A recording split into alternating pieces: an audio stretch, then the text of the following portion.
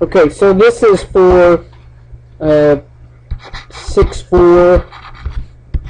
We did not do any notes yesterday on 6-4, so this is actually the third day on 6-4, and some more notes on Nth roots. I decided we needed some more practice.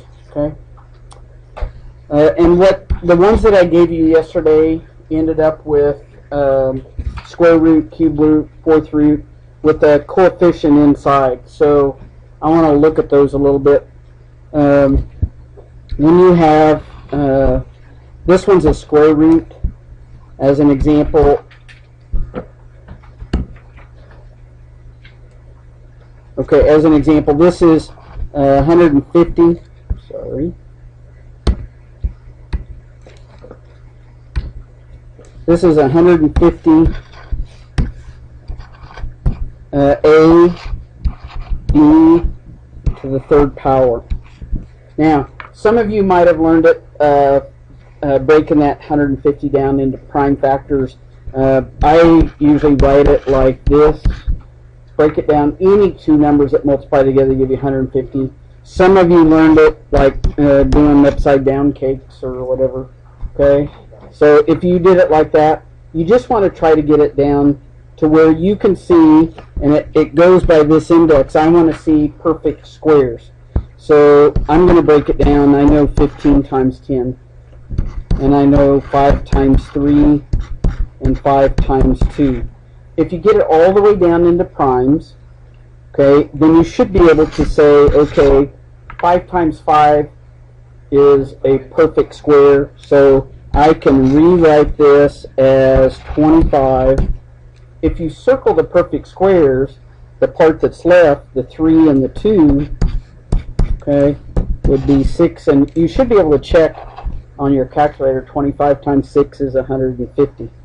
And then A to the first, and then I break this down into B to the second times B to the first. And I do want you to extend that radical out. Okay? So then I usually circle.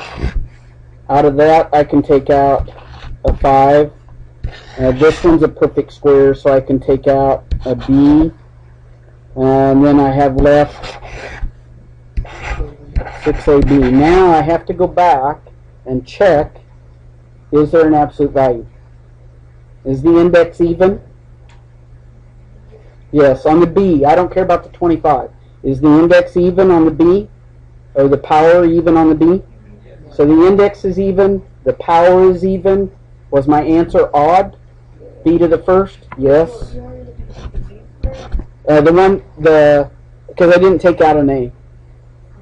If I took something out with the A, then I'd have to look at it too. How is the index? It's a square root. Oh, okay. So if this is even, but the answer was odd, B to the first, then you have to have the absolute value around it. What about the original?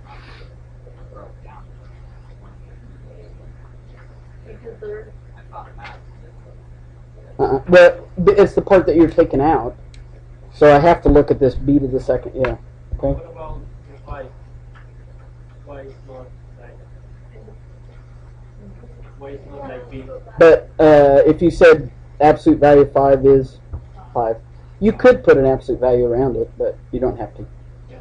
Okay. Okay. Good questions. Let's try another one.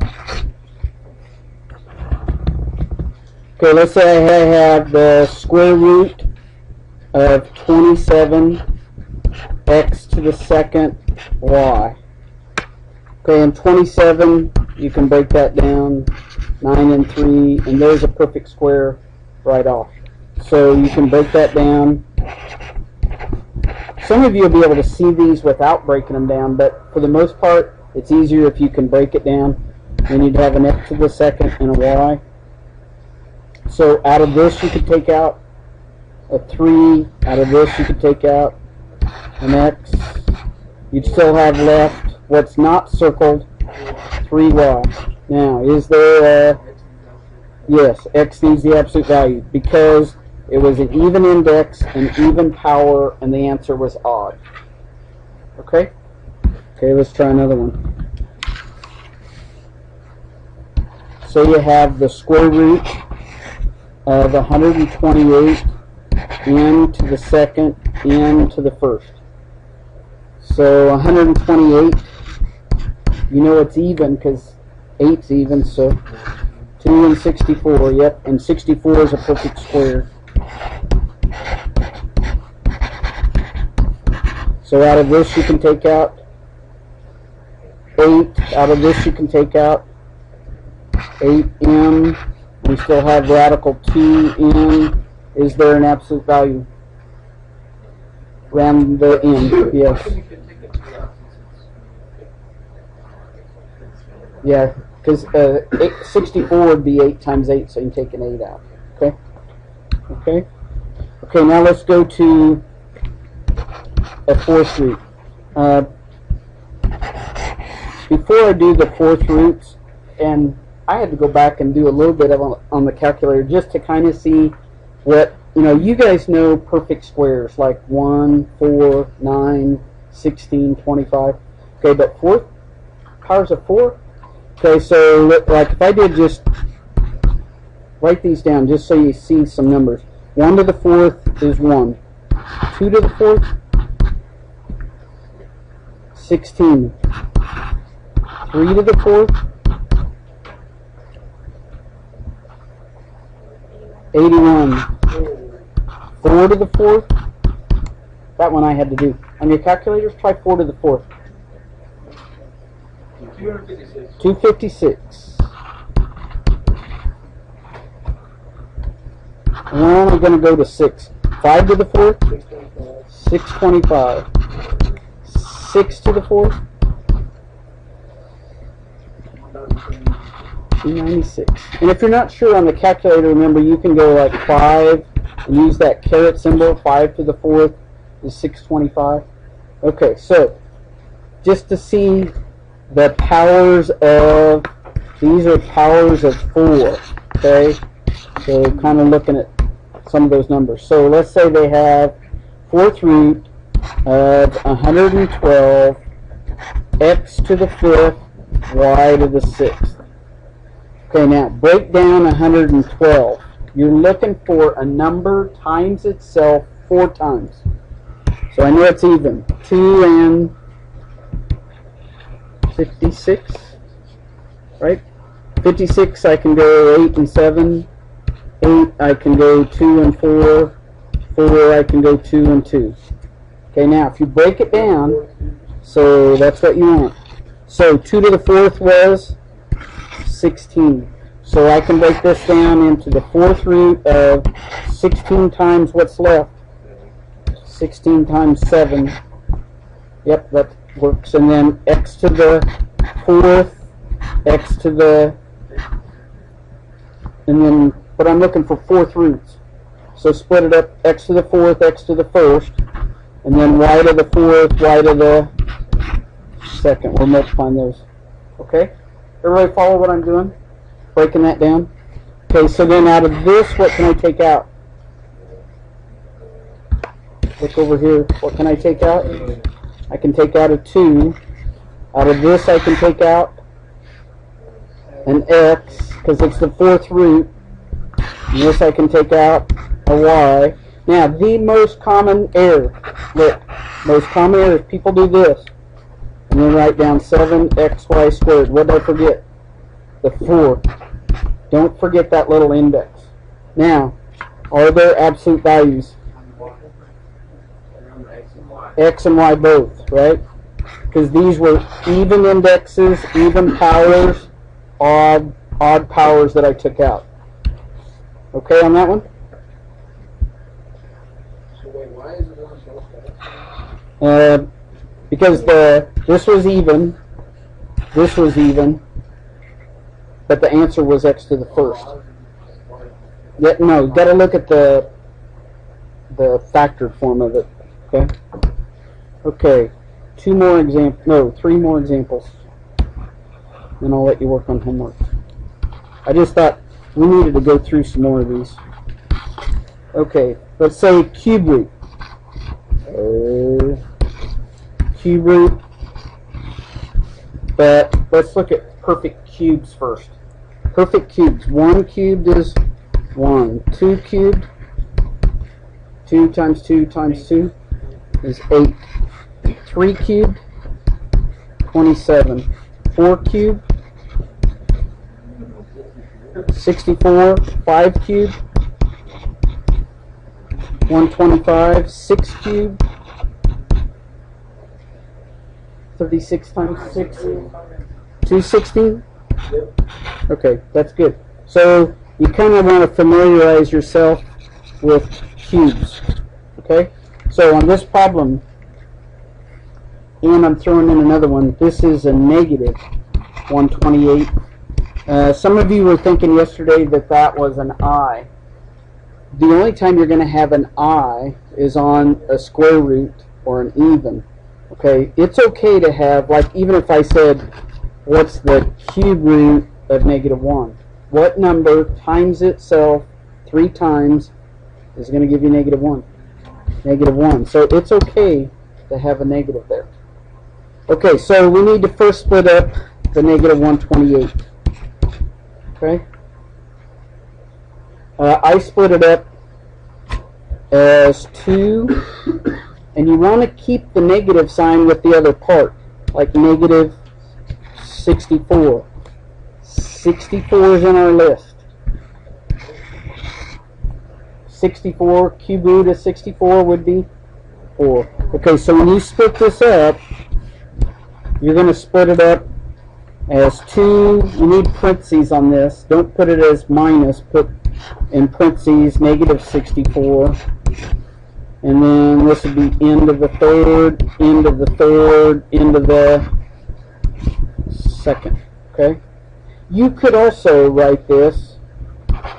You don't have to write it this way, but you could write it, right? Because negative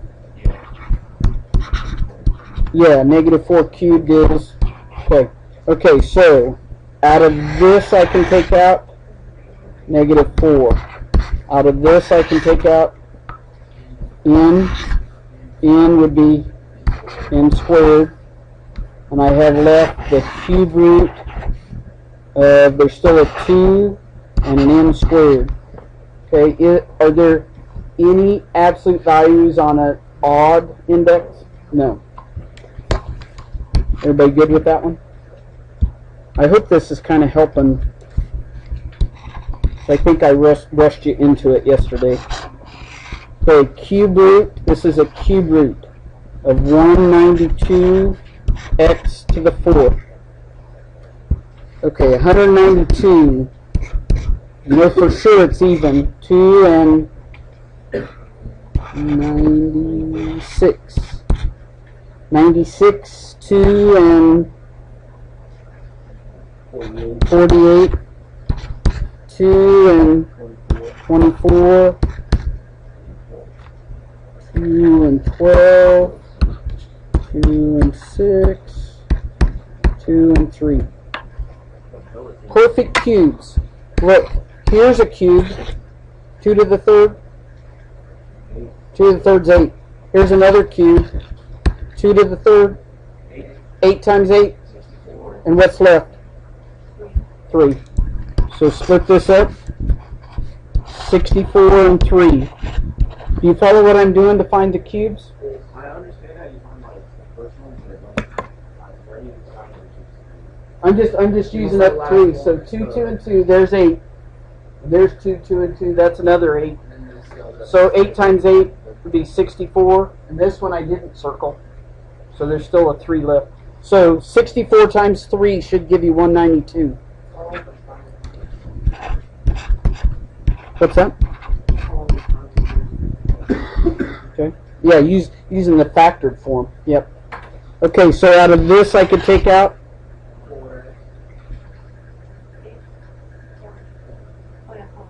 4, right? 4 cubed is 64, right? Wasn't that on our list? 4 cubed is 64. Yep. And then I can take out an x,